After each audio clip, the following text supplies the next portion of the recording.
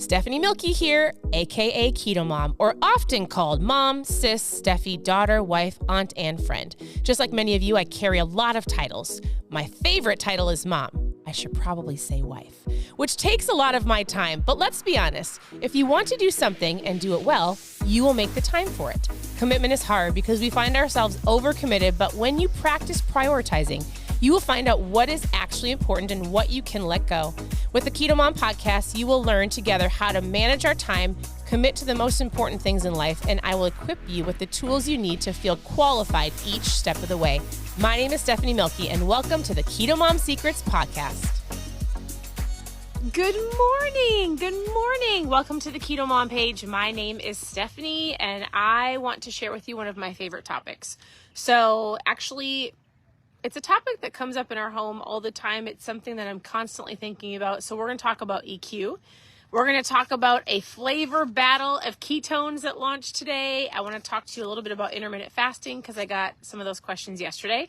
And it's not that I'm quitting the book. So we still will finish the Worthy book. It's been a lot to read. And so if you're going through the book Worthy, keep reading it. It's amazing. I think I'm on chapter 10 or 12. I will recap the rest of it soon, maybe the next day or two. Super, super great book. So we'll continue that.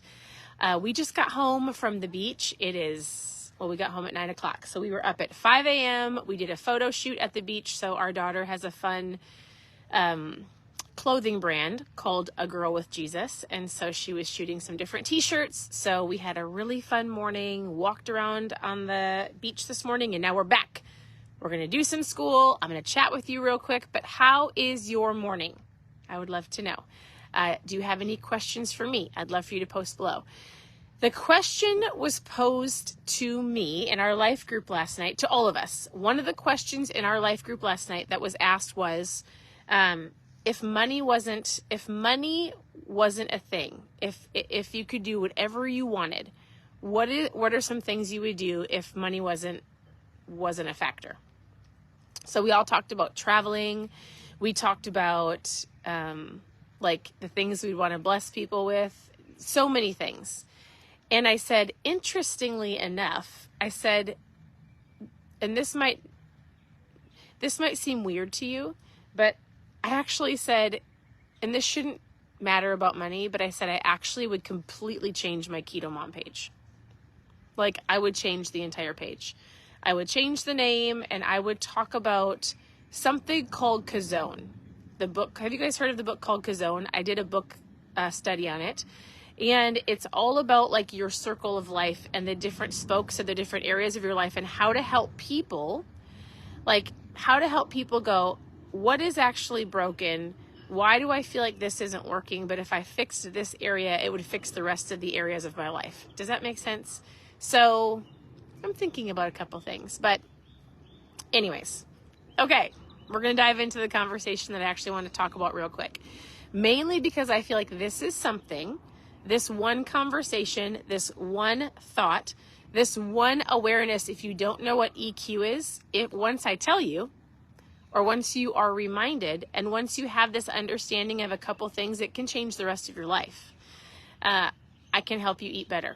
I can tell you what to eat, how to get started, but I'm telling you, some of the things that you need to have awareness around and things that you need to work on have nothing to do with food or going to the gym. Now, if you work on your mindset and if you work on EQ and AQ, those things can affect the rest of your life. So EQ. We've all heard of IQ, right? We all have an IQ, our intelligence. We also have an EQ. It's our emotional quotient. How well do you handle your emotions? And that could be in your marriage. That could be with your kids. That could be at work. It could be like maybe you find yourself eating out of emotion, right? When you're sad or you're frustrated or you're angry or you're lonely, maybe that's where you've turned to food.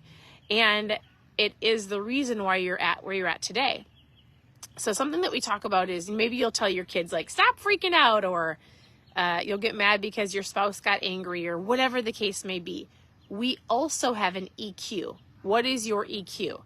And what that means is this: when something happens in your life, when You get up late, you hit the snooze when there's traffic. We just came home from the beach and there was a car accident on the other side of the it's not a freeway, but a busy road. And I mean, traffic was backed up for miles and miles. And I was like, it was right before people were going to work.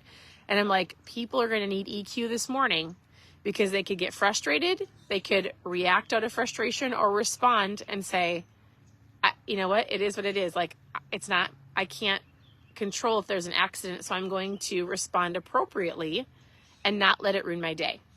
How you have the awareness that you have around EQ will help you in your gym life, in your food decisions, and how you respond or react to your family. So your EQ, emotional quotient. When something happens, do you freak out? Do you react out of emotions? Or do you respond when it's appropriate? And the simplest thing you can do in any part of your day, when something isn't going the way that you expected it to or you wanted it to, is to simply say this to yourself. I'm going to check my EQ. And then you can say 2 words. So when I learned this, I had no idea EQ was a thing. So then when I found myself getting like hot and frustrated, or I'm going to blow a gasket, or I'm going to freak out, I legitimately would say, check your EQ. And then I would say to myself, am I going to react or respond? You do one or the other. React is in the moment, split second. I'm going to yell. I'm going to scream. I'm going to get frustrated. I'm going to let it wreck the rest of my day. Or am I going to respond and go, I'm going to take a breath. I actually don't have to have an answer right now. I don't have to, when your teenager is screaming at you, or there's traffic, or you maybe got into a little tiff with your employees or your boss or your friend or your family member, you don't have to have an answer right away. You can actually go, you know what? I'm actually not mature enough right now to have this conversation, or to give you some feedback, or to have this conversation. I'm going to respond in a little bit. Just let me go breathe for a second. Are you quick to react? Or what I want you to understand is, once you understand that EQ is a thing, you want a high level of EQ. And you know that you have a high level of EQ when you can respond appropriately in a situation. And some people might want a reaction out of you, but guess what? You don't have to do it. Or maybe you find yourself reacting, like I said, if you're lonely, frustrated, angry, bored, and you eat. So now you can go, wait, it's not mealtime. I'm not hungry. Why am I opening the fridge? Why am I driving through the drive-thru? Why do I want to eat that donut? Why do I go to the candy drawer? Am I eating out of emotion? So I just want you to have an awareness that what is your EQ level? And when you find yourself in that reaction state, go, oh no, I'm going to take a breath. I'm going to respond. And I'm actually going to think to myself, why am I doing what I'm doing? And the last thing that I think about that has to do with EQ is sometimes you have to collect the facts, right? Sometimes you'll hear something, you'll see something, you'll make your own perception. That's not right. You'll make your own, you'll look at something with your own perspective, but you actually don't have all the facts, right?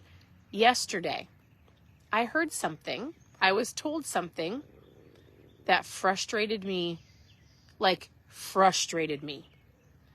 And while I feel like the source was a good source, I actually didn't go to the direct source of the situation to actually make sure it's a fact. So I reacted, not in front of anybody, mainly to me and my husband. Like, he's a safe spot. Like, we can both go like, wait, is this real? Is this right? Do we align with that? What do we think about that? I'm not going to go spew it all to anybody else, but I do need to respond to what I feel like is happening once I collect the facts. So EQ, do you have high or low? If you've got low, you react. If you've got high EQ, you respond. And in your response, you collect the facts in the gap to figure out what you're going to respond to. Does that make sense?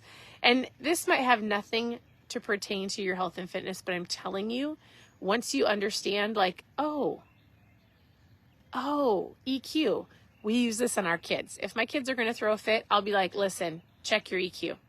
Like, I taught them, react or respond.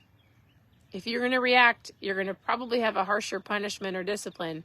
If you can go upstairs to your room and come down when you're ready, you can respond appropriately, right? React or respond. Check your EQ. So I love that conversation.